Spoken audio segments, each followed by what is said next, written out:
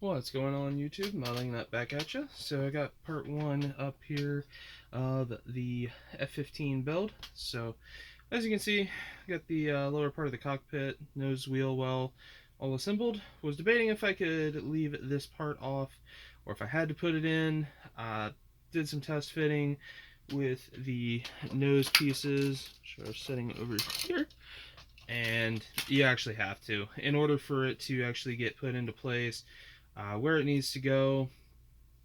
After you button it up and stuff like that, there's no way to really squeeze that around and into its final position, as that piece basically is at the very tail backside of the front fuselage. If you build the kit, the one thing I found was you definitely have to kind of push up here so you can get that to seal around, but overall pretty nice looking fit. Just a little pinch here at the nose, but again, overall gear bay looks really nice. So again, just test fitting things.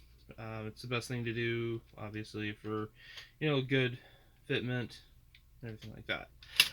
Went ahead, also got the two ejector seats put all together here. So got them assembled. There's 4 parts. I'll be working on getting those painted up tomorrow. Went ahead and pulled out the nose gear. I'll probably take and once I get this nose buttoned up, before I actually paint the gear bay, or soon after I paint the gear bay, I'll go ahead and kind of get this into a rough position so that I know exactly where everything will fit, and get this with its front strut either lined up or take a look to see again if I can put that into place. Got the 2 air inlets all done and into situ. They are actually glued firmly into place. I did find to get the good box effect, you do kind of have to bend it in just a little bit, pushing in from the sides just to get a good seal all the way around. Again, my glue of choice is the white Plastruct Bonding. Glues and goes to firm holds within very few seconds, so just allows for quick builds. Also got the upper fuselage, got the lower wings put on. Nice fitment there. Does have the nice markings. They decided to put the embossed age and copyright information right here, so that was so nice of them. So sanded that off. Also got the outer wings into place. For the most part, happy with the fitment of that. We'll see how the seams look over here. Had to do just a tiny bit of filling on this one, but I think once you get a coat of primer down, it'll look pretty great. So taking a quick look if I get this around the right way, kind of get an idea again of the scale of this thing. It is a massive bird. Nice thing is now with the wings fitment done, it actually makes this easier to go on. I know that they basically say to fit the upper and lower fuselage and then fit the wings.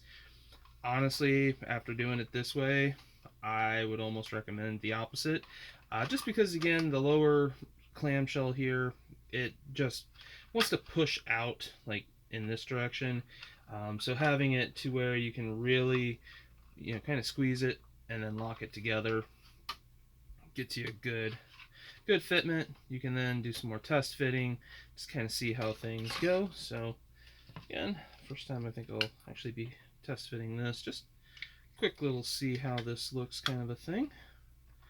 So we get the upper and lower, and we lock that in. So far it's been looking like there's going to be just a little bit of filler that's going to be needed for some of these parts, just to get a great fitment. I shifted forward, so if I shift that back, where it goes, try one more time.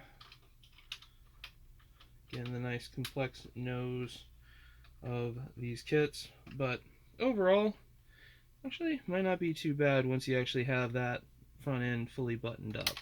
So